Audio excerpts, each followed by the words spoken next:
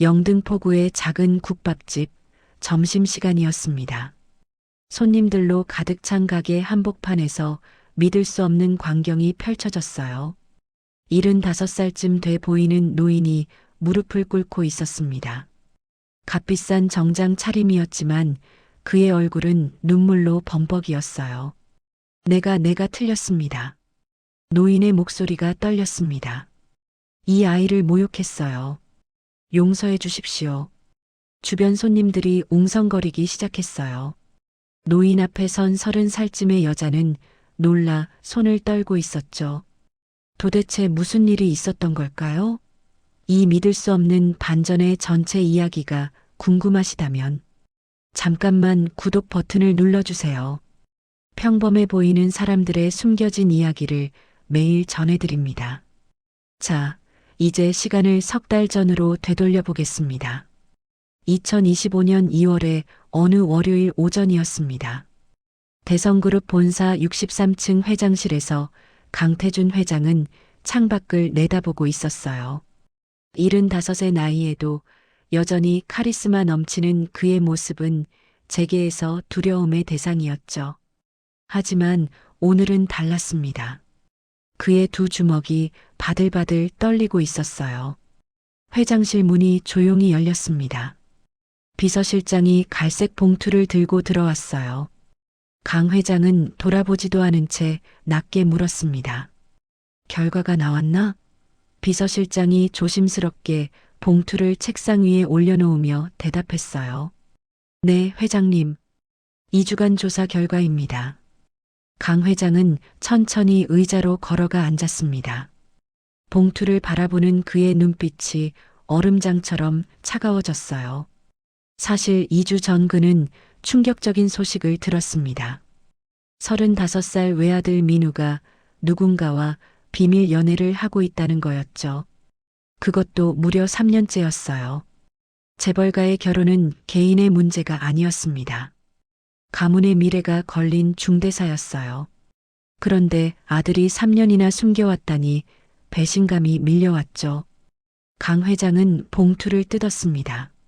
안에서 두툼한 서류가 나왔어요. 첫 페이지를 펼치는 순간 그의 얼굴이 굳어졌습니다. 사진 한 장이 눈에 들어왔거든요. 낡은 국밥집 간판 앞에서 환하게 웃고 있는 여자의 모습이었습니다. 이름 이수진 33 미혼 영등포구에서 수진이네 국밥 운영 중. 강 회장의 손이 미세하게 떨렸어요. 국밥집이라고? 그는 믿을 수 없다는 표정으로 서류를 계속 읽어 내려갔습니다. 학력 고등학교 졸업 부모 사망 재산 없음, 전세금 5천만 원 미납 중, 통장 잔고 320만 원. 320만 원. 강 회장이 중얼거렸어요. 그의 하루 용돈보다도 적은 금액이었습니다. 이런 여자가 대성그룹의 며느리가 된다고? 말도 안 되는 소리였죠. 분노가 치밀어 올랐습니다. 보고서를 더 넘기자 더 충격적인 내용이 나왔어요. 석 달째 전세금을 못 내고 있다는 것, 하루 매출이 고작 15만 원 안팎이라는 것, 국민연금도 제대로 못 내고 있다는 것. 강 회장의 얼굴이 붉어졌습니다. 이건 분명 돈을 노리고 접근한 게 틀림없었어요. 그때 보고서 중간에 또 다른 사진이 보였습니다. 아들 민우가 그 국밥집에서 국밥을 먹고 있는 모습이었어요. 정장 차림의 민우가 플라스틱 의자에 앉아 행복한 표정으로 국밥을 먹고 있었죠. 옆에선 이수진이라는 여자가 다정하게 바라보고 있었습니다. 강 회장의 주먹이 꽉 쥐어졌어요. 대성그룹 후계자가 국밥집에서 국밥을 먹다니 이게 언론에 알려지면 회사 이미지는 어떻게 되겠습니까? 주주들이 뭐라고 하겠어요? 재벌가 사람들은 어떤 눈으로 바라보겠습니까? 비서실장이 조심스럽게 물었습니다. 회장님 어떻게 하시겠습니까? 강 회장은 서류를 책상에 내려놓았어요. 그리고 차갑게 한마디 했습니다. 내가 직접 확인하겠네. 그날 오후 3시 강 회장은 아들을 불렀습니다.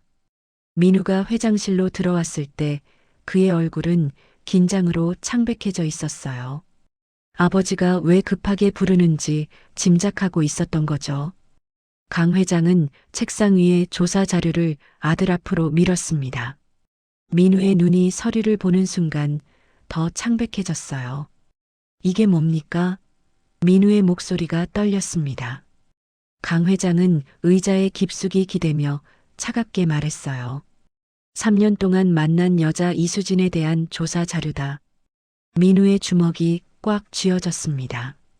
분노와 배신감이 그의 눈에 어렸어요. 어떻게 이럴 수가 있습니까? 사생활 침해 아닙니까? 하지만 강 회장은 전혀 동요하지 않았습니다. 오히려 목소리를 더 낮추며 말했죠. 국밥집 주인이 우리 며느리라고? 절대 안 돼. 당장 헤어져. 강 회장의 명령이었습니다. 거부할 수 없는 최후 통첩이었어요. 민우는 떨리는 손으로 서류를 집어들었습니다. 한 장 한 장 넘기는 그의 눈에서 눈물이 맺혔어요. 통장 잔고 320만 원이라는 글자가 보였고 전세금 미납이라는 글자도 보였습니다. 하지만 그게 뭐가 중요합니까? 수진이는 그런 사람이 아닙니다. 민우가 간신히 말했어요. 강 회장이 비웃음을 터뜨렸습니다. 그런 사람이 아니라고? 통장에 320만 원밖에 없는 여자가 재벌 아들을 만나는데 돈이 목적이 아니라고? 그는 자리에서 벌떡 일어났어요. 내일까지 정리해라. 안 그러면 내가 직접 나서겠다. 강 회장의 위협에 민우의 어깨가 떨렸습니다. 하지만 그는 고개를 들고 아버지를 똑바로 바라봤어요. 3년입니다. 3년 동안 사랑한 사람이에요. 민우의 목소리에는 간절함이 묻어났습니다. 하지만 강 회장은 단호했어요. 그는 창밖을 가리키며 말했습니다. 저기 보이는 이 모든 게 내가 물려받을 유산이다. 국밥집 여자 때문에 이 모든 걸 포기할 텐가? 민우는 대답하지 못했어요. 아버지와 아들 두 사람 사이에 무거운 침묵이 흘렀습니다. 결국 민우가 돌아서서 회장실을 나갔어요. 문이 닫히는 소리가 크게 울렸습니다. 강 회장은 혼자 남았습니다. 그는 다시 서류를 펼쳐 이수진의 사진을 바라봤어요. 평범한 얼굴이었습니다. 특별할 것 하나 없는 수수한 모습이었죠. 도대체 뭘 보고 아들이 3년씩이나 만났을까요? 분명 여우 같은 수작이 있을 거라고 그는 확신했습니다. 강 회장은 결심했어요. 아들이 스스로 정리하지 않는다면 직접 나서서 그 여자의 본색을 밝혀내겠다고. 다음 날 아침 강 회장은 비서실장을 다시 불렀습니다. 특별한 준비가 필요하네. 비서실장이 고개를 숙였어요. 무엇을 준비해 드릴까요? 강 회장의 눈빛이 차갑게 빛났습니다. 낡은 옷 구해오게. 아주 남루한 걸로. 비서실장이 놀란 표정을 지었지만 더 이상 묻지 않았어요. 오후가 되자 검은 비닐봉지가 회장실로 배달되었습니다. 안에는 찢어진 점퍼와 때 묻은 바지가 들어 있었어요. 강 회장은 그것들을 하나하나 꺼내보며 고개를 끄덕였습니다. 이걸로 충분하겠군. 그는 창밖을 바라봤어요. 저 어딘가에 이수진이라는 여자가 있을 겁니다. 국밥집을 운영하며 아들을 유혹하고 있을 거예요. 내일 직접 확인하러 가야겠다고 강 회장은 다짐했습니다. 다음 날 오전 10시 강태주는 거지로 완벽하게 변장했습니다. 찢어진 점퍼에 때 묻은 바지를 입었어요. 얼굴에는 일부러 먼지를 묻혔고 머리카락도 헝클어뜨렸죠. 거울을 보니 정말 노숙자 같았습니다. 75년 인생에서 처음 해보는 일이었어요. 그는 비상계단으로 조용히 건물을 빠져나왔습니다. 아무도 모르게 혼자 움직였어요. 지하철을 타고 영등포구로 향했습니다. 사람들이 그를 피해 지나갔어요. 누군가는 코를 막았고 누군가는 인상을 찌푸렸죠. 40분쯤 걸려 영등포역에 도착했습니다. 역에서 10분을 더 걸으니 낡은 간판이 보였어요. 수진이네 국밥이라고 손글씨로 쓴 간판이었습니다.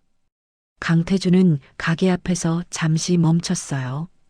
유리문 너머로 안이 보였습니다. 오전이라 손님은 몇 명 없었죠. 카운터 안에서 한 여자가 국 끓이는 모습이 보였습니다. 이수진이었어요. 사진으로 본 것보다 더 평범해 보였습니다. 수수한 티셔츠에 낡은 앞치마를 두르고 있었어요. 화장기 없는 얼굴이었지만 표정만은 밝았죠. 강태준은 심호흡을 하고 문을 밀었습니다. 딸랑하는 종소리가 울렸어요.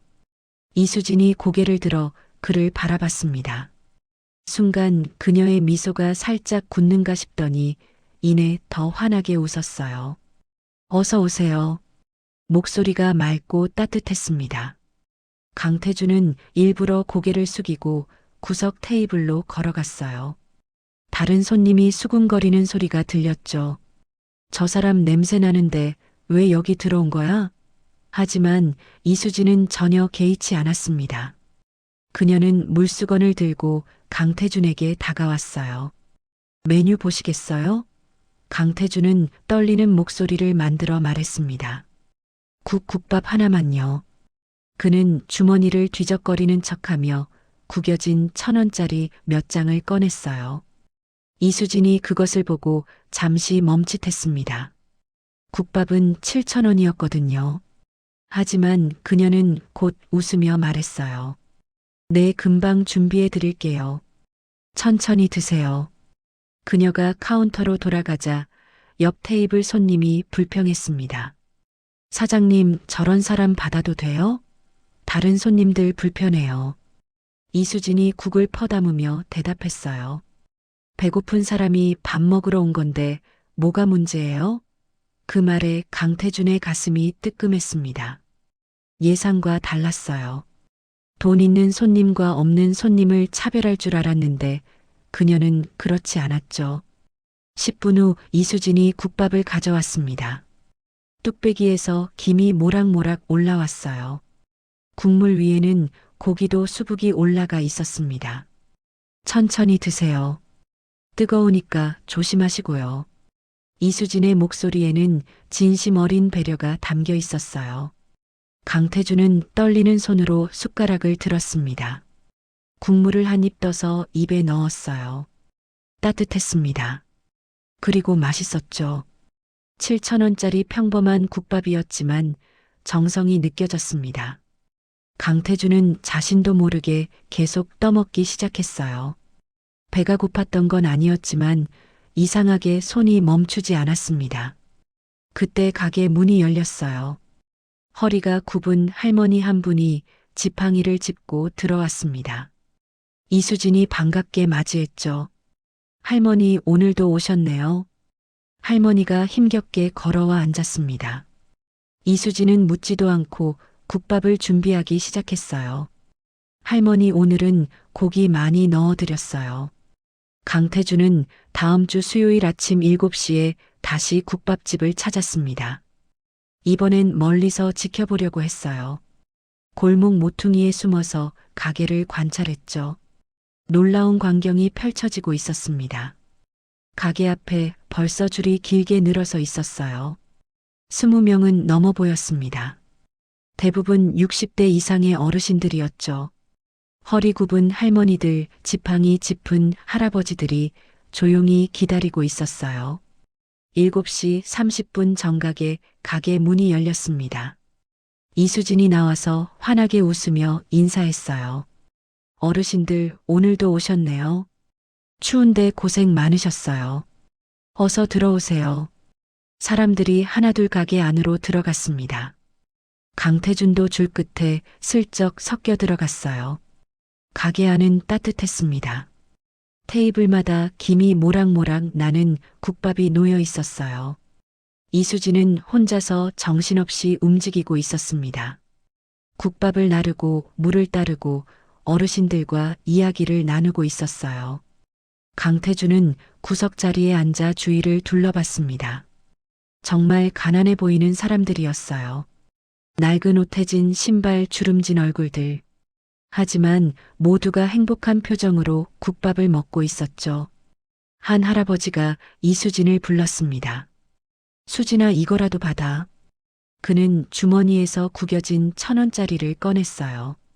이수진이 할아버지의 손을 부드럽게 밀어내며 고개를 저었습니다. 할아버지, 그러시면 안 돼요. 제가 드리고 싶어서 드리는 건데요. 할아버지의 눈에 눈물이 글썽였어요. 너도 힘들 텐데 이렇게까지 해줘서 고맙다. 이수진이 할아버지를 꼭 안아주었습니다. 할아버지가 건강하게 오래 사시는 게 제일 큰 보답이에요.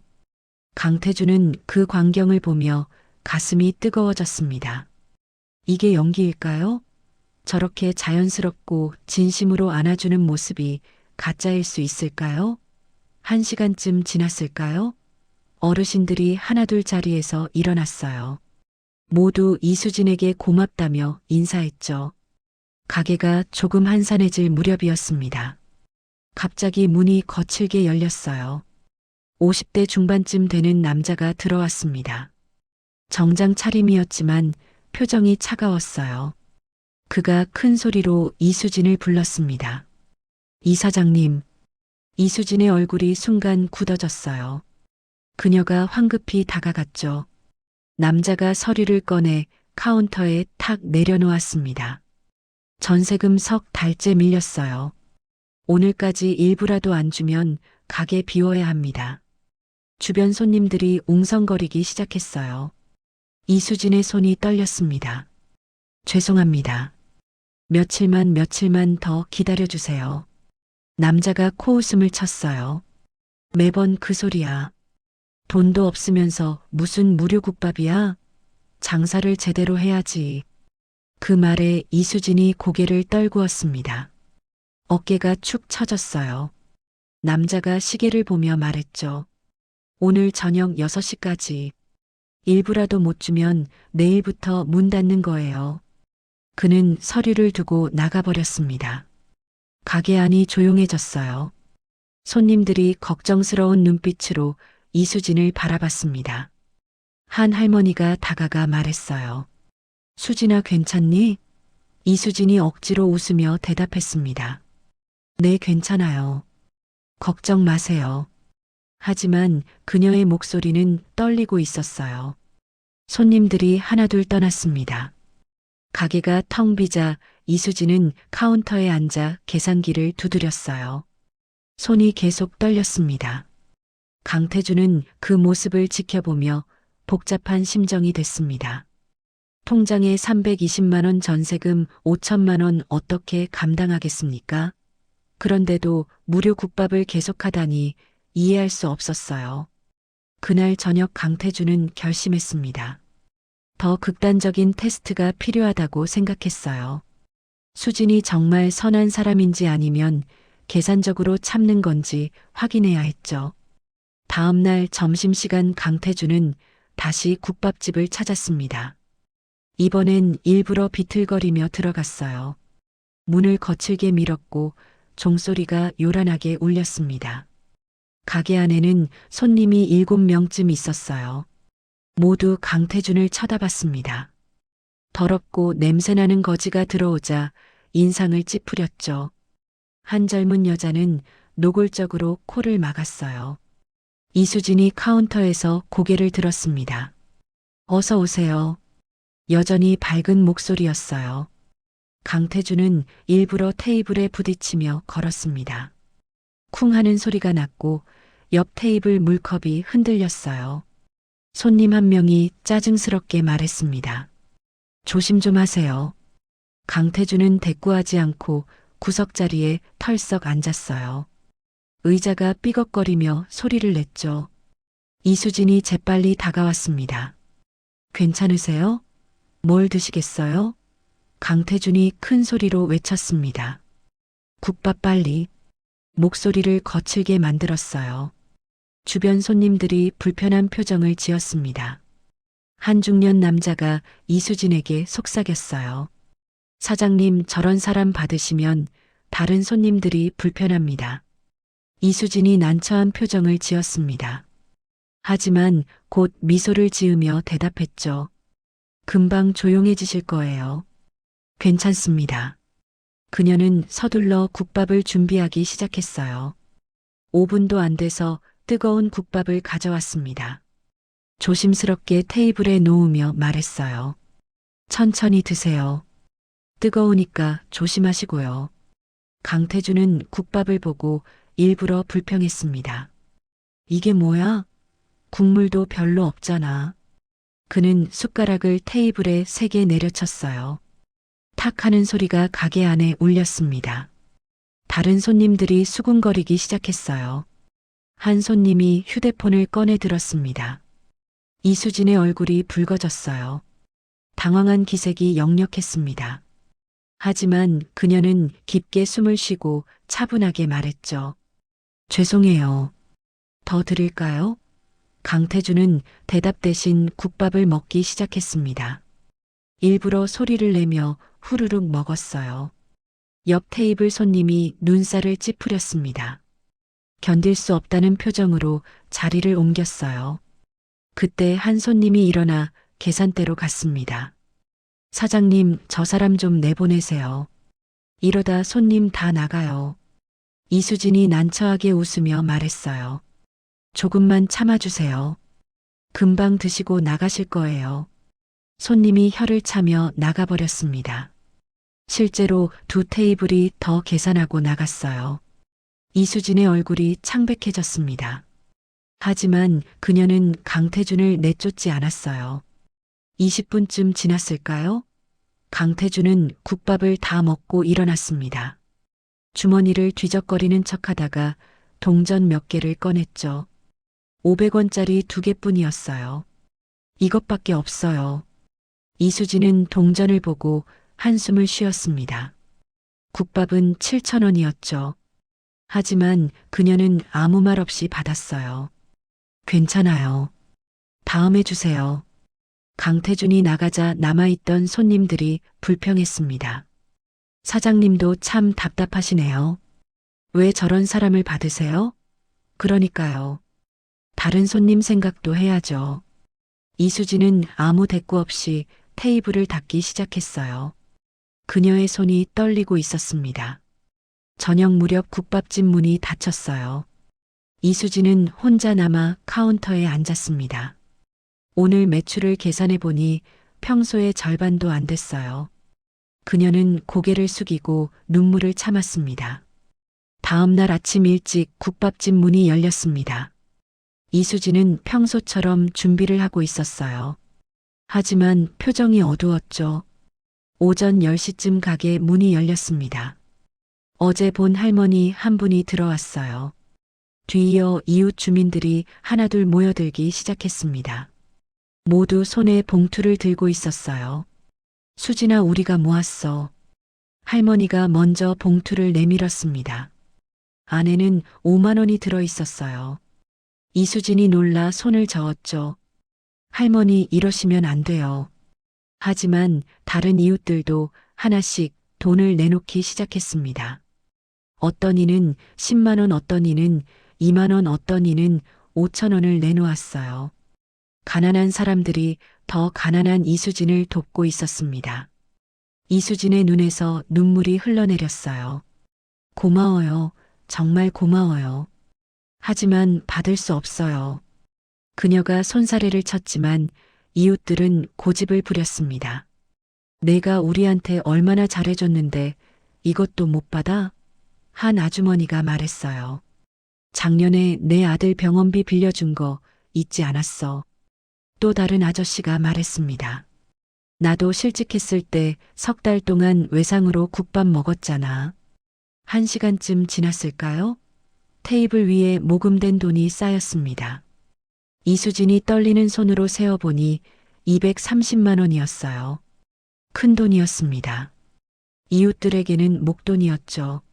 하지만 전세금 5천만 원에는 한참 못 미쳤어요.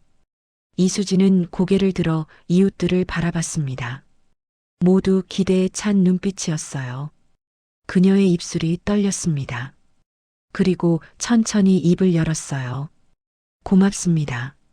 정말 정말 고마워요. 하지만 이 돈 받을 수 없어요. 사람들이 놀란 표정을 지었습니다. 왜? 우리가 모은 건데. 이수진이 눈물을 닦으며 말했죠. 이 돈 받으면 제가 국밥을 계속 못 팔아요. 여러분도 힘든 거 아는데 어떻게 받아요? 그녀는 하나하나 돈을 돌려주기 시작했습니다. 할머니, 이거 병원비로 쓰세요. 아저씨, 이거 생활비로 쓰시고요. 이웃들이 눈물을 흘렸어요. 어떤 이는 소리내어 울었죠. 수진아, 그럼 너는 어떡하려고? 이수진이 억지로 웃으며 대답했습니다. 괜찮아요. 제가 알아서 할게요. 저녁이 되자 이웃들이 다 돌아갔어요. 이수진은 혼자 가게에 남았습니다. 카운터에 앉아 멍하니 있었죠. 시계가 6시를 가리켰습니다. 건물주 대리인이 정한 시간이었어요. 하지만 그녀에게는 한 푼도 없었습니다. 이수진은 천천히 일어났어요. 서랍에서 종이를 꺼냈습니다. 그리고 펜을 들어 글씨를 쓰기 시작했죠. 안내문이었습니다. 그동안 사랑해 주셔서 감사했습니다. 부족한 제가 여러분께 국밥이라도 대접할 수 있어서 행복했습니다. 하지만 이제 가게 문을 닫게 되었습니다. 글씨를 쓰는 그녀의 손이 떨렸어요. 종이 위로 눈물이 뚝뚝 떨어졌습니다. 안내문을 다 쓰고 이수진은 부엌으로 갔습니다. 큰 국밥 솥이 있었어요. 아침부터 끓여온 국물이 아직 남아 있었죠. 그녀는 솥 뚜껑을 열었습니다. 김이 모락모락 올라왔어요. 국물을 천천히 버리기 시작했습니다. 설거지통에 국물이 콸콸 쏟아졌어요. 빈 솥을 보며 이수진은 주저앉아 울었습니다. 소리 없이 흐느꼈죠. 미안해요, 할아버지. 그녀가 중얼거렸어요. 약속 못 지켰어요. 배고픈 사람 도와주겠다고 했는데. 밤 11시 가게에는 이수진의 울음소리만 울려 퍼졌습니다. 텅 빈 국밥집 꺼진 불 혼자 앉아 우는 여자. 이것이 최저점이었습니다. 강태주는 골목 모퉁이에 서서 모든 걸 지켜보고 있었습니다. 이웃들이 모금하는 것도, 수진이 돈을 돌려주는 것도, 그녀가 홀로 우는 것도 다 봤어요. 그의 가슴이 무너져 내렸습니다. 이게 돈을 노리는 여자의 모습일까요? 아니었습니다. 완전히 틀렸어요. 다음 날 아침 강태주는 비서실장을 불렀습니다. 이수진이라는 사람에 대해 더 자세히 조사하게. 특히 어린 시절 말이야. 이틀 후 새로운 보고서가 올라왔어요. 거기에는 충격적인 내용이 담겨 있었습니다. 이수진 17세 당시 기록 부모 사망 후 고아로 생활 영등포역 인근에서 노숙 3일간 굶은 후 쓰러진 병원 이송 기록 있음. 강태준의 손이 떨렸어요. 보고서를 계속 읽어 내려갔습니다. 당시 한 노인이 병원비 지불 및 국밥 제공 이후 이수진은 그 노인을 찾지 못함 이후 국밥집 아르바이트 시작 10년 후 본인의 국밥집 오픈. 강태준은 모든 걸 이해했습니다. 17살 소녀가 굶어 죽을 뻔했을 때 누군가 국밥 한 그릇을 줬어요. 그 따뜻함을 평생 잊지 못한 거였죠. 그래서 자신도 배고픈 사람들에게 국밥을 주는 겁니다. 돈 때문이 아니었어요. 은혜를 갚는 거였죠. 강태준은 즉시 건물주에게 전화를 걸었습니다. 이수진 씨 가게 전세금 5천만 원 내가 대신 내겠네. 하지만 절대 본인에게 알리면 안 되네. 이틀 후 건물주 대리인이 국밥집을 찾아왔어요. 이사장님, 전세금 해결됐습니다. 누군가 대신 내주셨어요. 이수진이 놀라 물었습니다. 누구세요? 익명이래요. 그냥 계속 장사하시래요. 이수진은 혼란스러웠어요. 누가 5천만 원이나 대신 내준단 말입니까? 그녀는 곰곰이 생각했습니다. 그리고 며칠 전 민우와의 통화가 떠올랐어요. 아버지가 수진이를 조사했대. 설마. 이수진은 휴대폰을 꺼내 민우에게 전화했습니다. 민우야, 혹시 아버님이. 민우가 당황한 목소리로 대답했어요. 수진아, 그게. 이수진은 모든 걸 직감했습니다. 다음 날 그녀는 대성그룹 본사를 찾아갔어요. 63층 회장실 앞에 섰습니다. 떨리는 손으로 문을 두드렸죠. 들어오게. 강태준의 목소리가 들렸어요. 이수진이 문을 열고 들어갔습니다. 회장실은 넓고 화려했어요. 하지만 그녀는 주눅 들지 않았죠. 강태준이 의자에서 일어났습니다. 잘 왔네. 이수진이 단호하게 말했어요. 전세금 돌려드려야 해요. 강태준이 놀란 표정을 지었습니다. 뭐? 이수진이 계속 말했죠. 아버님, 이런 방식이면 전 결혼도 못합니다. 제가 받을 자격이 없는 돈이에요. 강태준은 할 말을 잃었습니다. 평생 돈으로 모든 걸 해결해 왔는데 지금 거절당하고 있었어요. 자네가 힘들어하는 걸 봤네. 돕고 싶었을 뿐이야. 이수진이 고개를 저었어요. 도움은 이런 게 아니에요. 전 제 방식대로 살고 싶어요. 그날 저녁 강태준은 아들 민우를 불렀습니다. 내일 함께 국밥집에 가자. 제대로 사과해야겠다. 다음 날 점심시간 국밥집 문이 열렸어요. 강태준과 민우가 들어왔습니다. 손님들이 웅성거렸죠. 두 사람은 이수진 앞에 섰습니다. 그리고 무릎을 꿇었어요. 손님들이 놀라 숨을 죽였습니다. 내가 틀렸습니다. 강태준의 목소리가 떨렸어요. 당신을 돈으로 시험했어요. 거지로 변장해서 괴롭혔습니다. 용서해 주십시오. 이수진의 눈에서 눈물이 흘렀습니다. 이수진은 무릎 꿇은 두 사람을 보며 눈물을 흘렸습니다. 분노가 아니었어요. 안타까움이었죠. 일어나세요.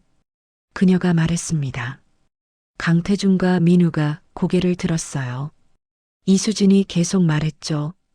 저도 처음엔 화가 났어요. 하지만 이해해요.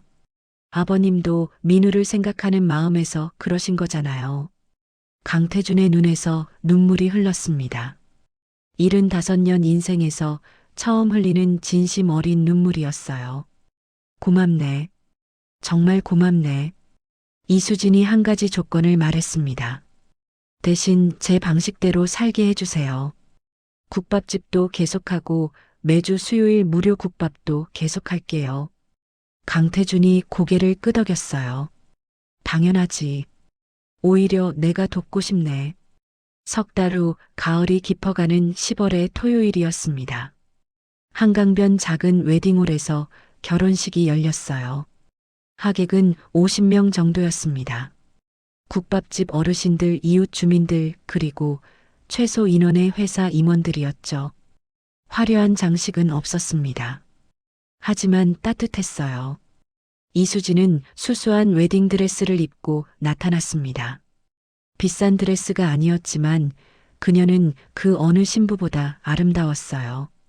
민우도 평범한 정장 차림이었습니다. 두 사람이 서로를 바라보는 눈빛에는 진짜 사랑이 담겨 있었죠. 강태준이 주례를 맡았어요. 오늘 제 아들 민우와 이수진이 부부가 됩니다. 그의 목소리에는 진심이 묻어났습니다. 이 두 사람에게서 배웠습니다. 진짜 부자는 돈이 많은 사람이 아니라 마음이 따뜻한 사람이라는 것을. 하객들이 박수를 쳤어요. 식이 끝나고 피로연이 시작됐습니다. 특별한 음식이 준비되어 있었어요. 이수진이 직접 만든 국밥이었죠. 신부가 직접 앞치마를 두르고 국밥을 나르기 시작했습니다.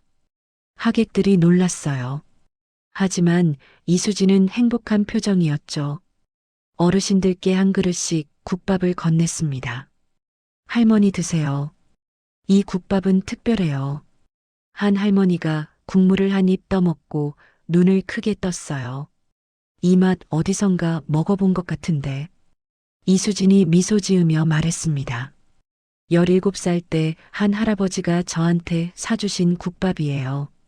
그 맛을 똑같이 만들었어요. 그때 강태준이 앞치마를 두르고 나타났습니다. 75살 재벌 회장이 국밥을 나르고 있었어요. 하객들이 감동의 박수를 보냈죠. 이수진이 구석 테이블로 갔습니다. 그곳에는 빈 의자 하나가 놓여 있었어요. 그 앞에 국밥 한 그릇을 올려놓았죠. 할아버지 보고 계시죠? 약속 지켰어요. 배고픈 사람 도와주겠다고 했잖아요. 그녀의 눈에서 눈물이 흘렀습니다. 하지만 행복한 눈물이었어요. 1년이 흘렀습니다. 이수진은 여전히 국밥집을 운영하고 있었어요. 매주 수요일마다 무료 국밥을 나눴죠. 강태준도 빠짐없이 참석했습니다. 대성그룹 회장에서 국밥집 봉사자로 변한 거예요. 어느 수요일 오전이었습니다. 이수진이 강태준에게 말했어요. 아버님 할 말이 있어요. 강태준이 궁금한 표정을 지었죠. 이수진이 수줍게 웃으며 말했습니다. 아기가 생겼어요. 강태준의 얼굴에 큰 미소가 번졌어요. 손주라니, 내가 할아버지가 되는구나. 석 달 후 딸이 태어났습니다. 이름은 나눔이었어요. 나누며 사는 삶을 바라는 마음을 담았죠. 국밥집에는 여전히 사람들이 찾아왔습니다. 어르신들, 이웃 주민들, 그리고 이제는 강태준까지 모두 함께 국밥을 나누며 웃었어요. 진짜 행복은 이런 거였습니다.